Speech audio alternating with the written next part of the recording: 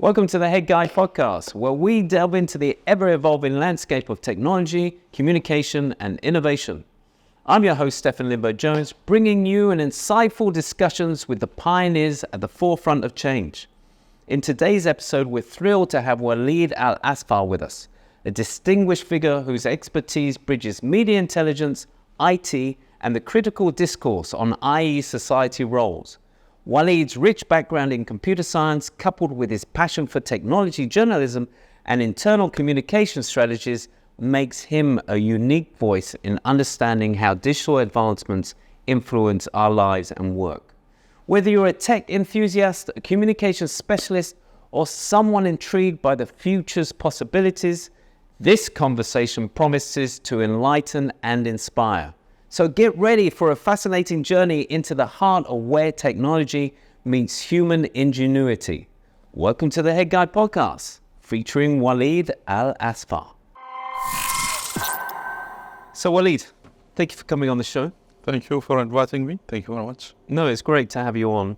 My first question to most of my guests is, where do I find you now, personally and professionally? Currently, I've joined a new company just 1st of November. There's a company about media intelligence, or most people describe it as a media analysis company, which we monitor whatever any company, any entity, government or whatever, small or large, to monitor exactly their presence in any market, local, regional, global, and we give them insights about their position there, the power of their brand, power of their campaigns, what people are talking about them, or even how the competitors are doing, how are they performing. This will help the companies or any entity, even government entities, to build their plans, to modify their actions, let's say, to compare themselves to their competitors as well. So they can make better decisions, they can improve their brand presence in any market, and so on. This is something. Before that, I was worked in Waqood, in Public Relations Department. Before that, I was in Ooredoo, QTIL/Ooredoo, because I've been here in Qatar since 2006 with the Asian Games. I was the head of internal communications in Ooredoo as well. Before that, I was in the UK. I was the IT editor of a newspaper, Arabic newspaper. It's a Sharq al-Awsat newspaper. And before that, I was a managing editor of an IT magazine. That one is like an authoritative American magazine called Byte. We did the Arabic version of it, Byte Middle East. So my no need to go back more than that. It's too long. But I have my experience is a mix of IT, because I'm an IT professional. So IT, communications, public relations, internal communications, co-worker communications.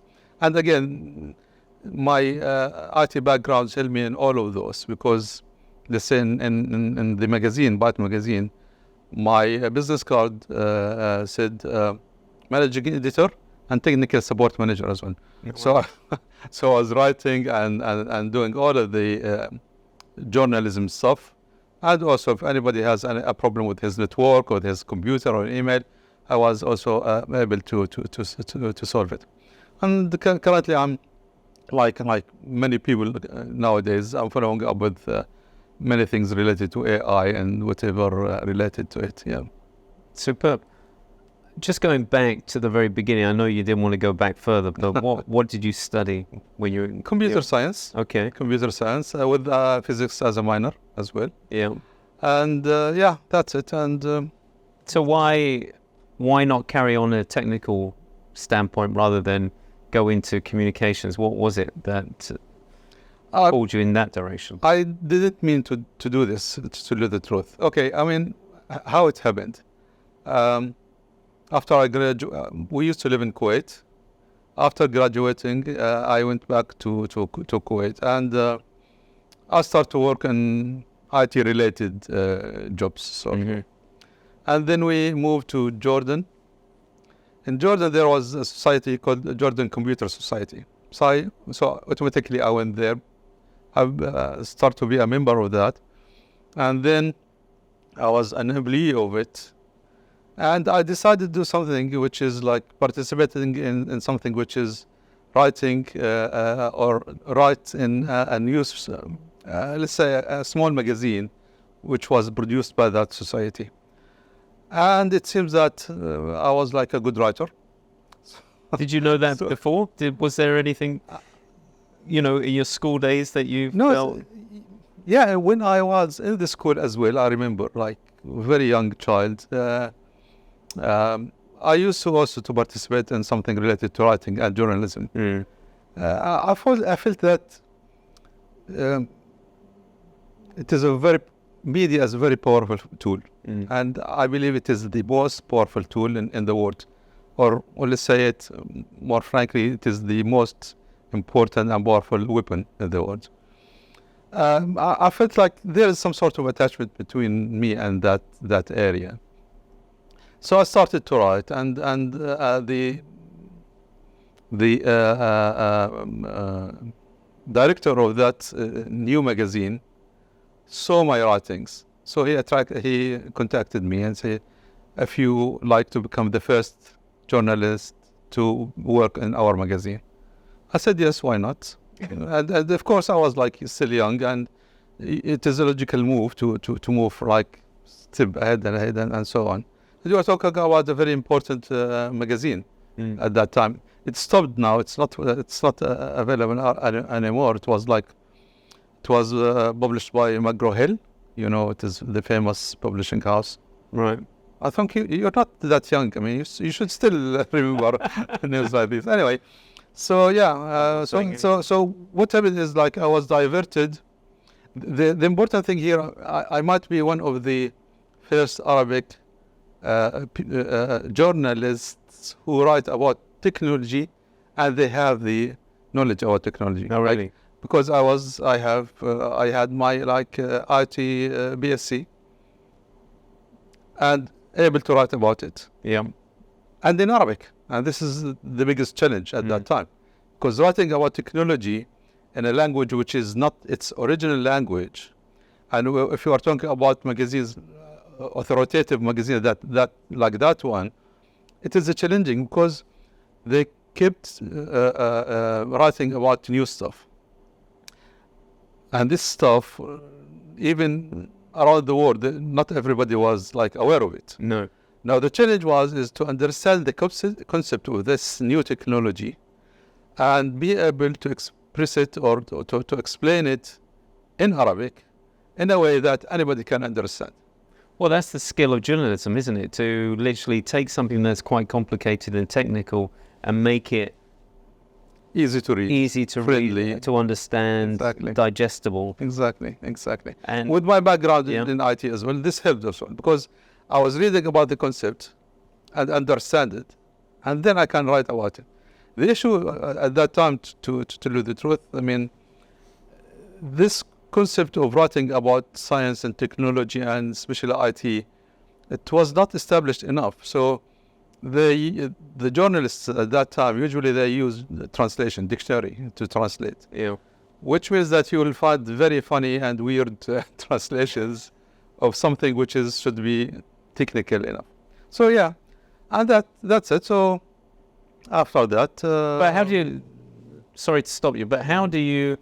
When it is new technology and you're trying to put it across in Arabic, how do you go about it? Is there a way that you kind of break it down to make it easy to understand? And do you just use the terminology that's being used, whoever created the technology, just you don't come up with any translation there? It's a common word that has to be understood around the world? All of the above. But again, I mean, when you are talking about a magazine which is produced, talking about something which is recent and new, you have to invent something. And this is very, very challenging, because if you invented it, it might be the word that others will start to use. Yeah.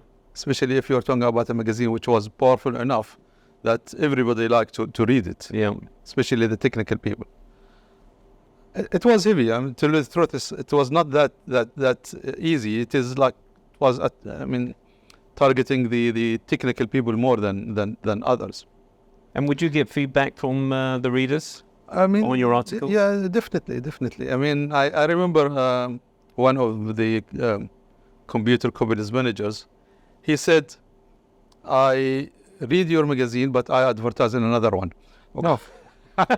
Why? Because the other one was like more popular and cheaper when it comes to advertisements. Right. While ours like a little bit like a higher level. So I remember another manager who told me that your interview with me, I cut it like that paper and kept it all the time in my pocket. Whenever I meet a new client, let's say, I usually open it to read it for them, especially it is in Arabic. Oh, really? Because technical people, usually they prefer to use the language of the technology, which is English. Yeah. But sometimes you might meet somebody who is not that powerful in English. His Arabic is his first language. So you need to explain it to him in a proper way so they can understand. And at the end, they will buy. I mean, this is why those companies are there. Yeah. So yes, I was like happy to hear something like that. And another one, like, and this was maybe in when I moved to the newspaper, many told me that ministers read that newspaper and they read more articles and they understand exactly what we are talking about when it comes to technology. Which is which means that it's good that I did my job well in a way or another, hopefully. I'm just curious. Technology changes so fast, especially these days. It seems to be, at such a pace that in the old days it was quite slow, but it still was quite fast in a way. How did you keep up to date? Where would you find the source or the resources to find the right information about all this new technology? And how do you keep yourself up to date? I mean, first, thank God for the internet. Simply. Yeah, but was the internet, when you're doing at the magazine time? at that time, was there internet at that time? A small amount of it. Okay. Sort of. We have some sort of connectivity. But like, we have the magazines as well. I mean, there were a lot of magazines, technology magazines. Yeah. And I kept reading and following up with these things. And sometimes, you know what? If you are a technical person or this is your, field, you can understand things faster than the people who are not, they don't have this background. Yeah. So this is one. And after that, like, I follow up with many websites about technology. And LinkedIn, I have many, my daily social media thing is LinkedIn for me. I keep like reading and following up with all everything related to technology. I follow up on the X or Twitter accounts of the major like players in technology. I have subscribed in many newsletters related to technology. So I keep following up with these things day by day, minute by minute. But does it get to a point, what you learned at the very beginning and the way technology has changed? Have you been able to keep up to date with to component level? Do you actually go down to that component level? Not in the early days, it was capacitors and resistors and stuff like that. Now it's chips that literally have various levels. I'm not in a position to make technology, let's say. Okay. Yeah. I am now currently as a communicator. I talk about technology. I can write about technology, which means I need to understand the big picture, the bigger picture. So not If down there's to the no, component. sometimes I have to, because I'm curious to understand. Let's say there was I saw an article a few months ago about Chinese companies were able to spy on very critical entities in the USA. I mean, for a normal person, he will just read the headline, some explanation. But for me, I had to dig deeper on that. I have to read more and more and try to understand exactly how did they do it. And then I got it. And of course, because of my technical background, it was easier for me to understand exactly, this is how they do it. And it was very, very like clever way of doing it. No need to go into the details now. Very interesting. And as I said, yes, I mean, when somebody asks me about something, he is not specialized in that area. So I should be able to explain it to them in an easy, friendly way to understand it. Like if my children ask me about something like that, or my colleague in a company or something like that, you see. Yeah, so I there's no need for me to go deeper and deeper to the technical, let's say, specifications of everything. Again, for myself, let's say when we talk about information AI for these days, yes, I will start to understand more and more. I'll go and visit the papers which were like originally talking about the new invention or the new trend or all these things for myself. Yeah, so that's it. I'm just curious, does that flow into your daily life of how you deal with things on a daily level with family, friends, when there's an issue in the home or something like that? Do you look at it in a technical way? It depends, yes. I mean, in many occasions, yes. It depends, of course, but yeah, it's normal. What to do. Especially, I mean, you know, if you are a doctor and you go to any to your family to visit, or a family member comes to visit you for like a social gathering, it is normal to start asking you about their health problems. Yeah.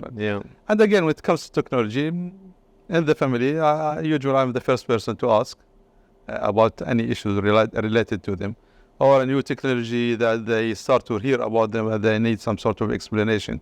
I can like easily introduce it to them or explain how it works or something like that. And how does that work for you with regards to technology in general as a consumer? Are you someone that has to keep up to date with the latest phone? What do you? No. Or are you not fussed? No. I'm just like I'm happy with whatever I have. Yeah. I can use it and utilize it to my needs. I know that, especially the new mobile phones, there are a huge number of features there. Yeah. But me, as many others, we don't need to use all of these things. I mean, you occasionally might need some of these features, but not always on the. So if I have like an old phone, let's say, compared to what is currently here, I'm happy. I have no issues with that. I mean, What phone? now, if I want to, sorry? I'm just curious, what phone have you got at the moment? iPhone 14 Pro Max. Okay. Yeah. And it's funny. The one before it was iPhone 7. Oh, wow. Okay. Simply because I was able to benefit out of it without the need to spend more money. I mean, it's doing a job. Yeah. But when I left my previous company, they gifted me this new phone. So, of course, I would accept it because definitely. I'm surprised actually, because generally when I meet people, either they're in the iPhone family, or they're in Samsung or Yes. Android. Android. And that's more, and I find the ones that go for the Android are more, they want to know the workings of, or they play around with the phone. It's more adaptable for that compared to the Apple, which is, it's just there for you. It's easy. Like Windows and Apple when it comes to computers. Yeah, I got you. Yeah. Look, we have to be frank. I mean, Apple were like they are genius. I mean, understand the friendliness of how to use the technology, make it easy for people, intuitive, straightforward. There is no need to go deeper in that. Of course, Exactly, and that's why I love them. yeah, I know. It is easy to understand, but still, I mean, it is more expensive usually than the Android ones. So this is another aspect that you have to take into consideration. Yeah. The other thing, again, even the Android phones have so many features available because they have to compete with the iPhone. But still, not everybody is using all of them, or even like the majority of them are not used. There is another issue here, like, and it is the power of the brand sometimes. Apple was very clever in establishing their brand and giving it its identity. It makes people like proud to have like something which is produced by Apple. For me, as a technical person, I mean, I started with Windows, and before Windows, the DOS and all of these things. And, you know, again, the ability to go below the graphical user interface and start to understand what is like under the hood. Which excited you? It is exactly. Well, that's what I'm saying. Why, you know, that's why I was surprised that you had an Apple phone. Again, the power of the brand, of course, definitely. I was affected by that. And again, I mean, if everybody around you is using iPhone, it is good to have something that it is easy to communicate with. Other than that, I have also an iPad. And the clever thing about Apple that they created this ecosystem, as they say, that all of those their devices can communicate and talk to each other. Yeah, yeah. So now, if I start something on my iPhone, I like continue it on my iPad. If I write something on iPad and then I want to move, I just easily can find it there without the hassle of like send and receive and all of this stuff. I mean, this is another thing about them. But yeah, I mean, this is the issue. All right, going back to the magazine, how long were you there before you decided to move on? I did not decide to move on. The problem with when you have something which is ahead of its time, let's say, when you again, Byte Middle East was, or Byte itself was an authoritative, as I said, technical magazine. Though, so the issue is that in the States, McGraw-Hill was struggling with it because it was not like attracting enough advertisement. And poor guys, they have only 500 million subscribers only to the magazine. Oh, only? Only. Oh. So they sold it to another publisher. Okay. That other publisher said to everybody, I mean, it was like, maybe it was reproduced in 20 languages maybe. Well. And they informed everybody, or 15, I don't know.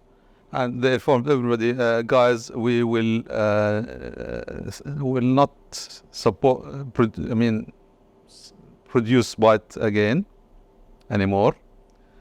So you have two options, either to leave it, or you can use our other resources, our other magazines, which are different class or level of technicalities, if you like to continue. And so our producers are... And what year are we talking about now?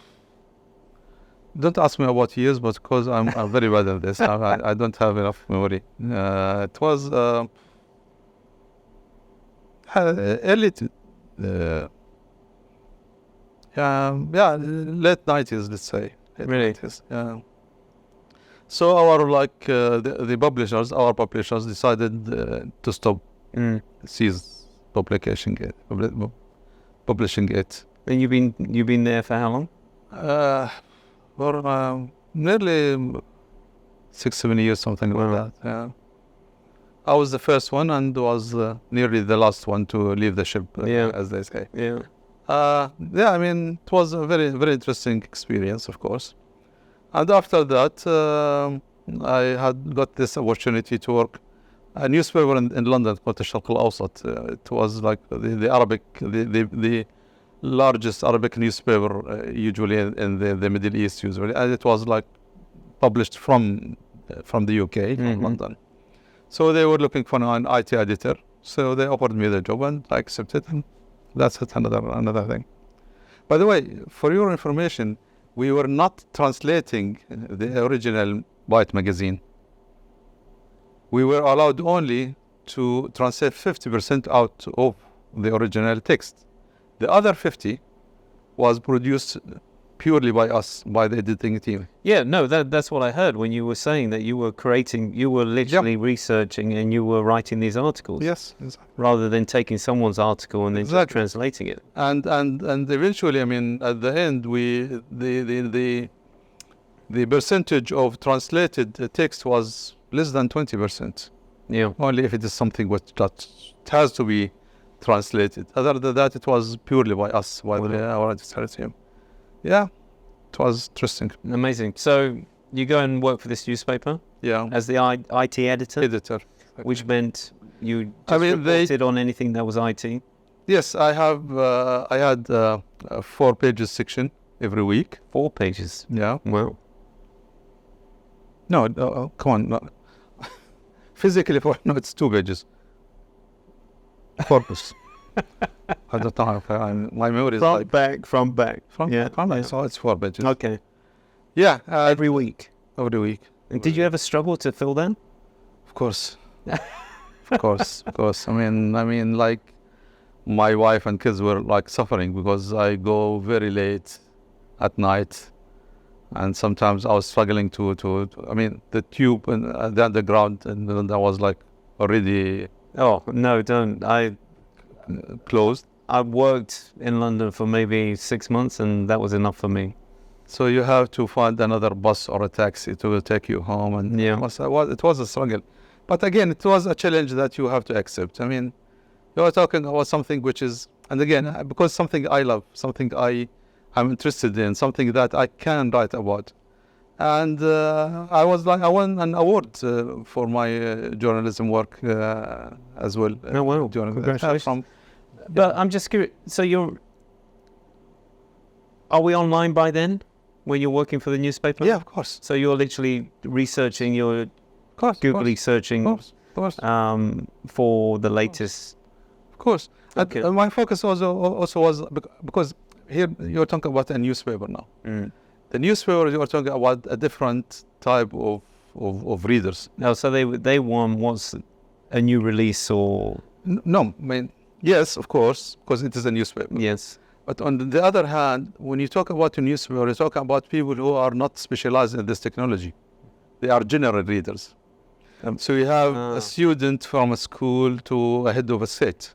Yes. Who are reading this newspaper. So you got to make it. So you have to be able, and this is another challenge now, because when the previous magazine was a purely technical one, we were targeting the technical people more than the others. So what you're saying is you had to dumb it down a bit. Exactly. Exactly. And how was that for you? It was challenging.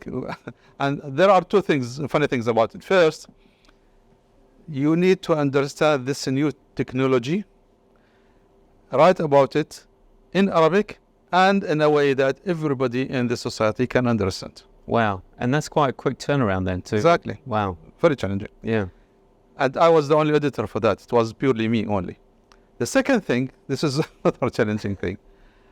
You know, newspapers, their life depends on the advertisement. Yeah. So I mean, I have to write that article about this new stuff, and it was full of information. So I fill a whole page about this one technology. I know where you're going, and then someone says, "Oh, we suddenly, Waleed, yes, we have now a half-page advertisement. Cut it." So within like few, I don't know, less than an hour, you have to do something like cut it off, 50% out, and keep it easily to understand and send the message that article was written for. Half an hour later, We have another quarter page.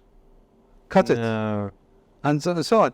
It was very challenging, but sometimes you think, I mean, yes, it is. Is it like good to take your time and like feel free to talk more and more about this subject, or it is usually enough to use 25% of the text to write about it. You know. Yeah. But I'm But just, still, like you need to explain more. You need to tell people more about it. But I'm just curious. Were the advertisements that were going on your pages, were they specifically for technology, or they were just, it didn't matter? regardless, They didn't care? no. Wow. Newspapers are like different. They accept advertisement Oh, wherever there is space. They It's can money. just put it in. Exactly. Exactly. So Wow. that was. So yes, it was a challenge, real challenge. But again, still, you will get an article which is readable, sending the messages, right message, talking about the correct, let's say, technology and so on. Yeah. And how long were you at the newspaper? Around 5 years, something. Wow. Yeah. Yeah. Amazing. And why did you leave the newspaper? Was there a better opportunity, or was it another I mean, cutting of advertising? anyway, there was. It seems that we reached a point that things should be moving, Yeah. and want to look for a new opportunity. And my kids were start to grow up. Like they were very young children at that time when we were in the UK, in London. So I got this opportunity to come here to Qatar and work for Qtil. And it was not even direct. A friend of mine called me and said, Qtil has a website and they need 2 people to edit their content. One in Arabic language and the other in English language. And I suggested your name. Are you interested? I said, yeah. So I came here for a month. So did he know that you were? Yeah, of course. looking? It's a friend. Okay. Yeah. And so I came here. I worked for a month, and it seems that they liked me. They offered me a job if I'm interested to continue with them. I said, yeah, why not? So that's it. And what were you writing about now? You know, coming from a newspaper, you dumbed down the information now. How did you position yourself with regards to the information that they wanted to put across? When it comes to With Qtel and on the Yeah. website, did you have to come up with all the information, or did they supply you with information and then you had to edit it, or how did it work? it becomes more like a communication job more than a technology job. I know, again, like internal communication, public relations, corporate communication. Yeah. So to talk with others about the company itself, internally and externally. Oh, so it's more about the company, not about. Not about the technology Okay. itself. Yeah. But again, I mean, I have to like use my also technical background to do things. So again, I was supporting people, whoever has any problem with their technology, and instead of calling the IT department, if I can't solve the problem, I can do it for them. But as well, I mean, I was also able to come up with the new ideas, which like not standard when it comes to internal communications. For instance, I came up with this idea to create an internal TV. I talk about like this was more than 15 years ago, something like that. I mean, why not to have TVs, large TVs, wherever there are teams, purely employees of the company. Yeah. And we set the communication to them on those TVs. And instead of sending announcements, email announcements, because you know, I mean, when you talk about big companies and everybody is busy, usually they neglect to read the announcements. Yeah. Or they might read the headline only and forget about the details. Absolutely. But if you show them the news visually, it's completely different. So this is, when you say visually, it's just what, graphics, bit of text? News, events, photos, photo galleries, videos, advertisements, let's say, an occasion or whatever, the National Day celebration, something that the company has done, a team has achieved a milestone, something. So you show them, they can see what is happening instead of just reading about it. So the engagement was much better, of course. Oh, absolutely, yeah. And again, I'm talking about purely internal. It is not like something that you will see in the shops. But aren't you making more work for yourself? So you're doing internal... I know. This is what is bad about me. And you have to do it in English and Arabic? I know. It was English only. Oh, it's in English. There's no issues. Yeah. But the issue here, and maybe it is something which like you can understand more. I don't like use still images only. So I have to do some sort of animation. But I'm not specialized in that. I'm not an animator. I'm not like a videographer or whatever. So I utilized PowerPoint to create animation. And using many tricks, and sometimes I use like coding within the PowerPoint presentation to do to show things. Yeah. So yeah, I'm created animation based on the information that I got, and I think I've created animated advertisements for them before, like even they start to ask agencies to create something like that. Oh wow! And I even after a year, I went to one of their shops. I noticed that one of my videos were showing in the shop itself. It was like showing some sort of new product or something like that. Yeah. Yeah, I mean, this was under Qatari at the time, I take it. No, it becomes Uridu after that. Yeah, but were you there? How long were you there for until? 17 years. Oh wow! Sorry. 11 years. I'm 17 years here in Qatar, but 11 years in Qatari/Uridu. Well, how did you feel? So you're doing all this communication, and then they start using agencies to do the communication. Did that take a workload off you? No. I mean, the agencies were not used for the internal job. Okay. So you were just doing all the only internal job stuff. Okay. But because my videos sort of were good, because I create animation within PowerPoint, and then I converted to a video, MP4 video, something like that. So you did that for the whole 11 years that you were there? For internal communication? Yeah, I mean, whenever I have something new, like a new promotion, a new product, a new something to announce, I will like dedicate hours to finish it on my own. Yeah. And of course, the centralized, let's say, machine that was broadcasting everything all over the company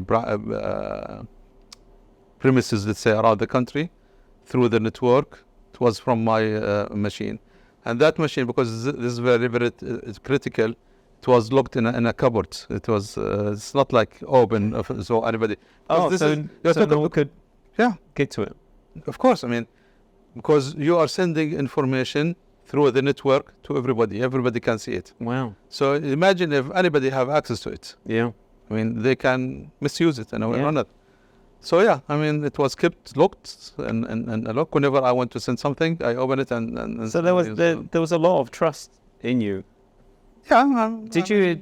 When you're coming up with the internal communication, did you have to have it approved on various levels, or the trust was the direct manager? I mean, definitely. Yeah. I show it to my direct manager, and they approve. You get the seal approval, and then that was it. And again, when people get used to see what you are doing, it is straightforward. It is normal. It is what it should be done. Then that's it. I mean, just a quick look at it. It will be enough. And what about bringing all that information together? Was that your responsibility as well? Because a lot of organizations, one department's doing one thing, another department's doing another thing. How do you kind of bring all that information together? First, you used the word responsibility. It was not my responsibility in my job to create all of this. Okay. So this was something extra that I've created to myself. Okay. To show, I mean, whenever I work in a place, like, I feel like this is my place. So I start to come up with the new ideas, even if it is not part of my job, my original job.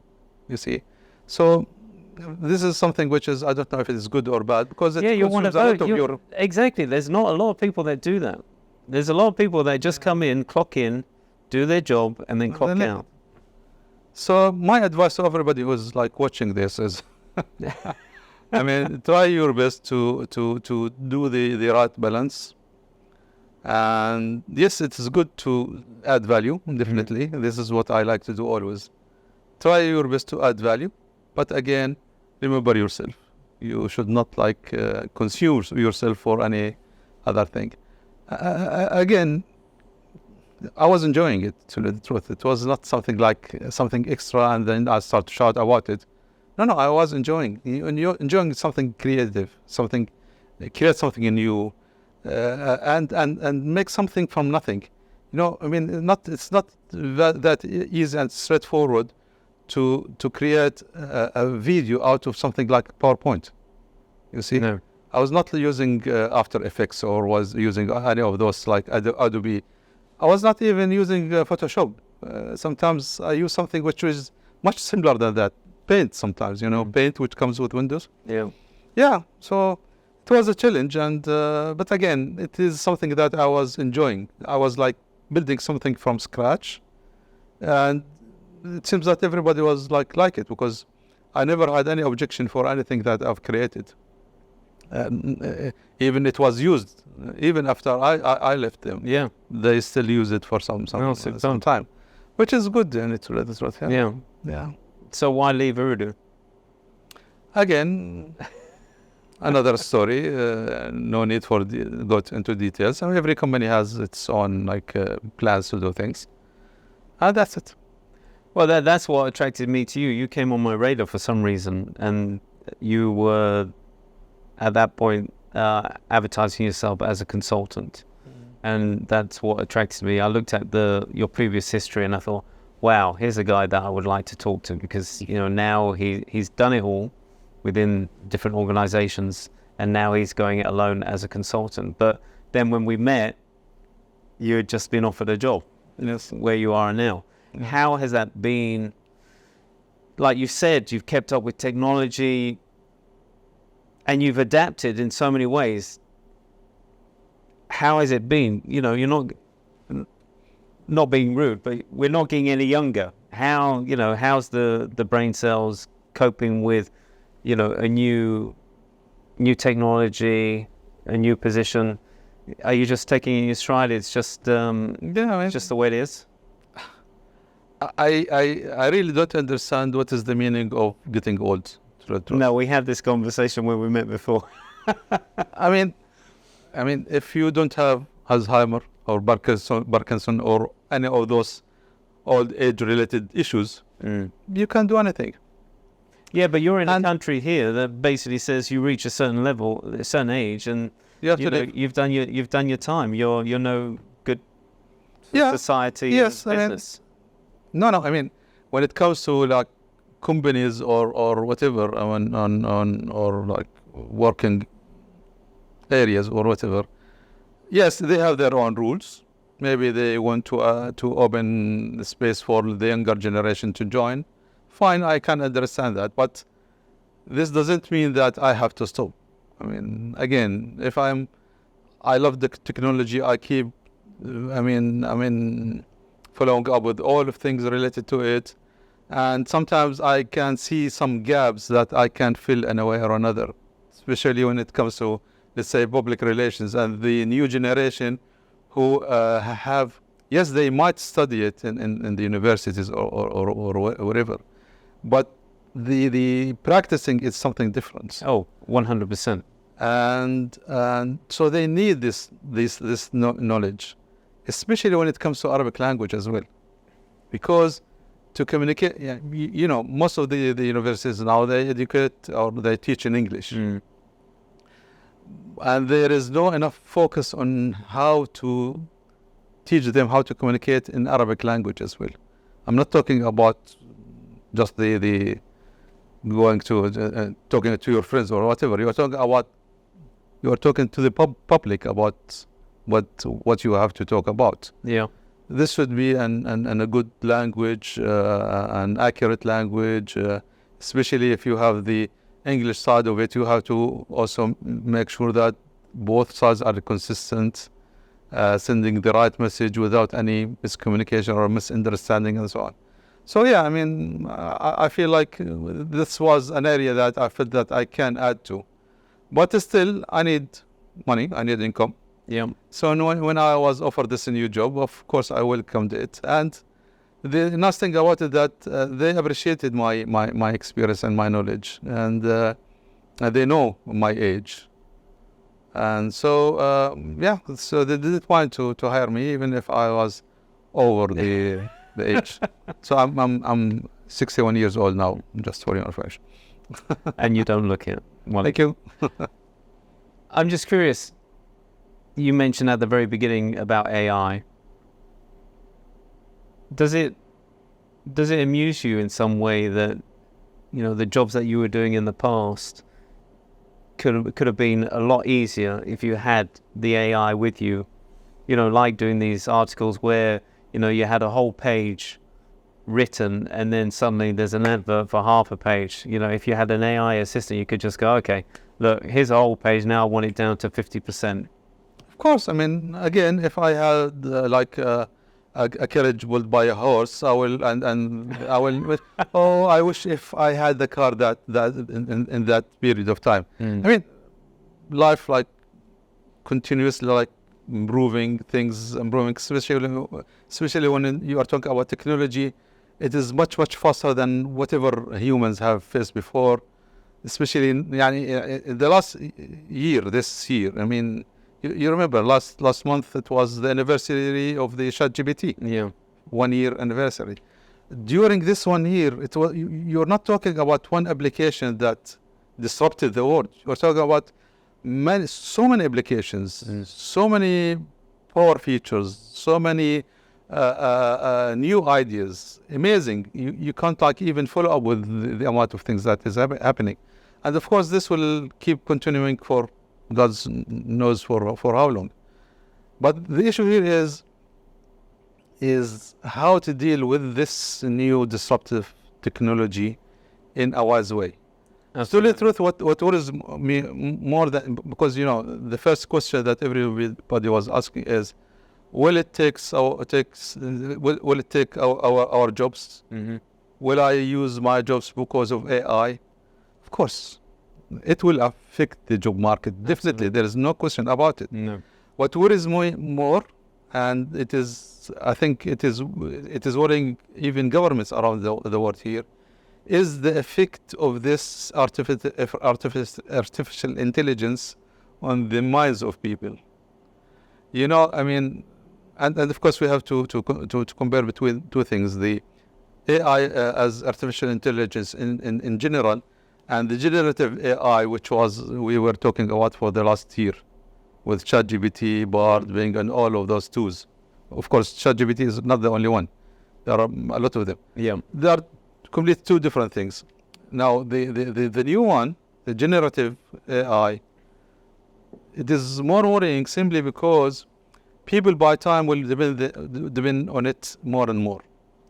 So your knowledge, your information will be simply by writing a request or a prompt, as they say, and you'll get the answer immediately within seconds. The problem here is this reply. Is it correct enough or not? Is it biased or not? Is it taking into consideration everything, or it is one single point of view?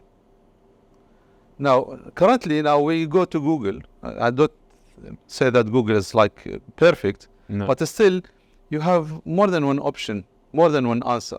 You are free to read the first, let's say, result, and then move to other two, three, to have a collective idea about what you are asking about, especially when you are talking about the controversial issues around the world.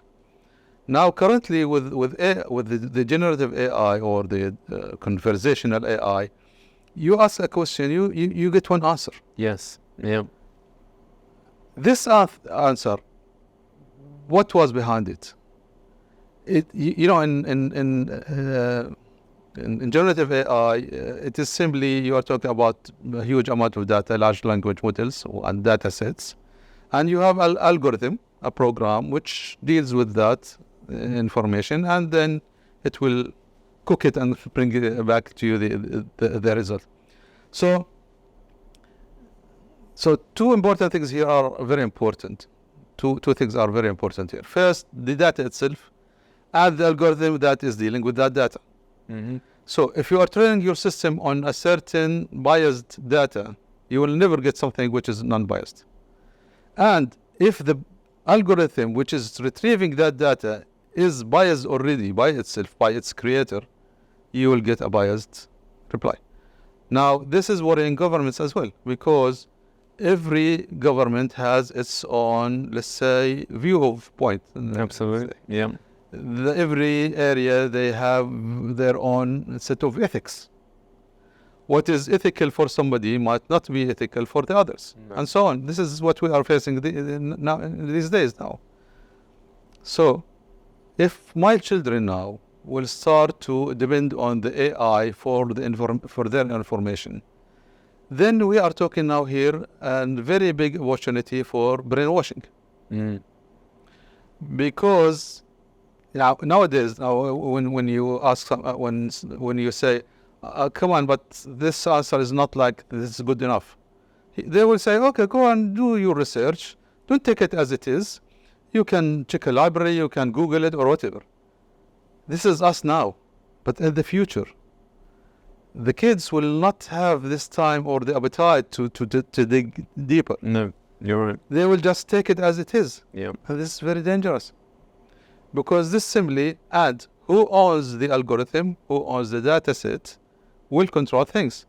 Now, this is why now every country is trying to have its own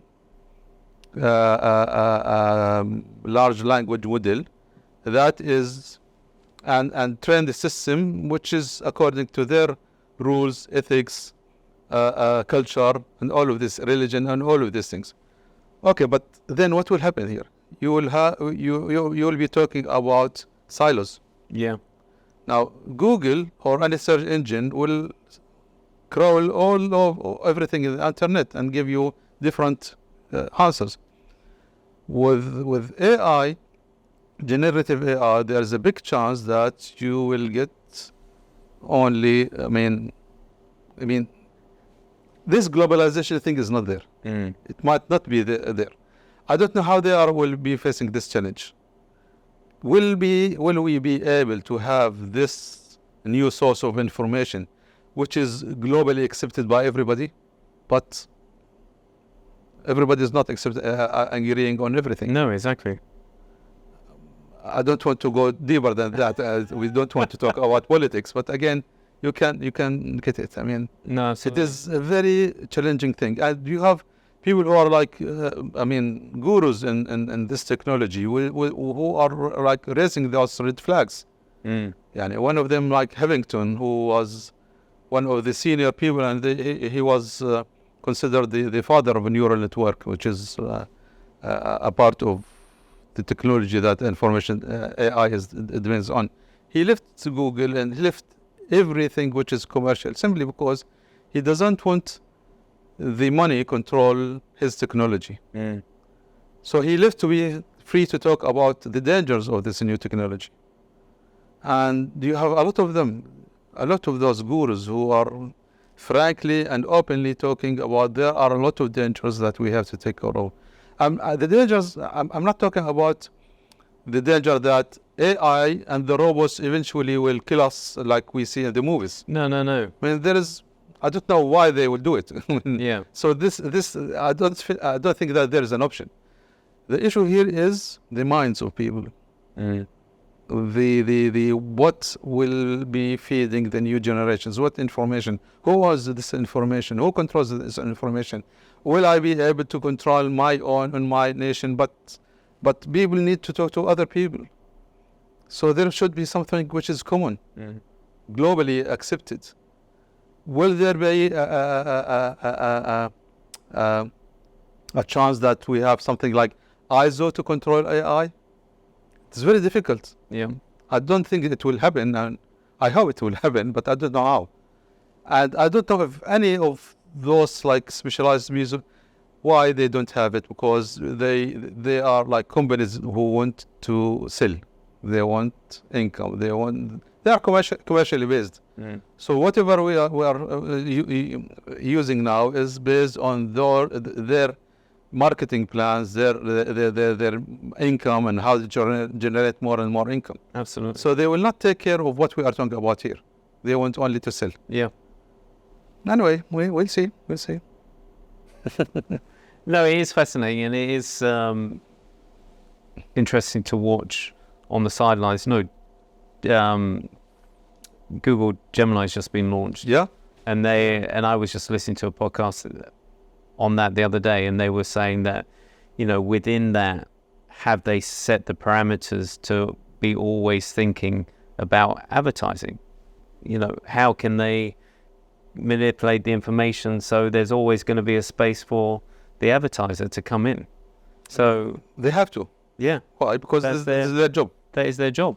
But this will affect humanity in general. Absolutely. Yeah. This will make the guys who do advertisement, or like they create advertisement, to have like new tools that will help them to do it in a better way. That's what they said. But there will be advertising that you've never seen before, because I mean, you'll find now Hollywood movies that you've never seen before, and without the need for a cast or for anybody. Two people can in their bedroom can create a Hollywood movie in like half a day or something like that. Well, but again, all of this, like, again, they are normal from my point of view. Like, we have 4 industrial revolutions so far as humans, and people did not like kill themselves as a result of a new technology or something like that. No. Humans can adapt. Yeah. Humans can absolutely come up with a solution to keep living and do something different. And so I'm not worried about humanity as to be able to live or not. My issue is who will control their minds and brains and way of thinking. This is because it's like all this technology is happening so fast that the regulations are way behind, because they can't keep up. Exactly. Yeah, just yesterday I saw an announcement that the Europeans finally agreed on something to have some sort of the ethics and the management and all of these things. But the funny thing that somebody highlighted that it is optional. So we have to do something, and this is the way that we have to do it, but still optional. Why? Because, again, as I've mentioned before, every entity, every group of people, they have their own set of ethics and culture and whatever. So yes, we have to control it. Yes, we have to make sure that it will not abuse or misuse. We have all of these things, but still, I mean, how to control this? It is, you're talking about this time it is a genie, which like it's not controllable. Exactly. And the funny thing here, we talked about 4 industrial revolutions. People now, because of what we are talking about, we're talking about the 5th industrial revolution, which will be heavily based on artificial intelligence, but with how to utilize the human intelligence with it. And this is a big, huge challenge again now. It is some way of, if you think about it, some way of trying to control the AI with adding the human aspect of it. But it is not that easy, because now, with the AI that we are talking about, sometimes they describe it as a black box, because nobody can go. Sometimes you can't understand why it took that decision. So they start to raise a new thing which is called explainable AI. That we need the AI to tell us exactly how did it Okay. take this decision. Yeah. Again, it's not that easy so, now, because the advancement in AI nowadays much faster than any attempt to control it or to regulate it, as they say. Yeah, it's interesting. Fascinating. Yeah. Well, we've come to the end of the interview, Waleed. I really appreciate your time. I really appreciate your input. A wealth of knowledge. Thank I you. really wish you all the best for your new endeavor. Thank you. And I think we're going to have another conversation about AI in the future. Welcome. You are welcome You're the anytime. man. Welcome. Thank you very much. Thank you very much, and really appreciate your invitation and your time and having me here. Thank you a lot. Thank you for coming. Thank you. All the best. Thanks a lot. Thank you, guys. Thank you for watching, and we'll see you next week. Take care. Bye-bye. Hey, amazing people. This concludes our journey on the Head Guide podcast, your ultimate fusion of Middle East vibes and success in both business and life.